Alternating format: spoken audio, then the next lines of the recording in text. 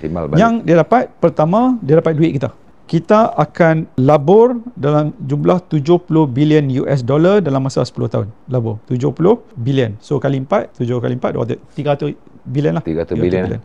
Dalam masa 10 tahun. Kita labur, kita juga akan beli barang sebanyak 150 bilion US dalam tempoh 5 tahun. Campur dua-dua 1 trilion. Nak beli barang banyak ni. 1 trilion. Ni number penting. Pasal apa? Pasal dulu 2017 Najib pun nak pergi beli. Tapi masa tu lebih kurang 40 bilion. Orang satu masa Malaysia hot. Orang hot dan juga Pakatan Harapan jadi kerajaan sekarang ni pun hot juga. Ramai yang hot lah. Dulu 40 bilion ni 1 trilion. Kita nak beli kat dia. Komitmen lah. Apa dia beli pada kita? Dia tak sebut. Tak sebut. Tak ada dimension. Tak ada dimension. Patutnya kalau aku beli kat 1 trilion, pun timbal balik lah. Dia patut timbal balik lagi banyak. Pasal apa lagi banyak? Negara dia 70 kali lagi kaya daripada negara kita. Ya.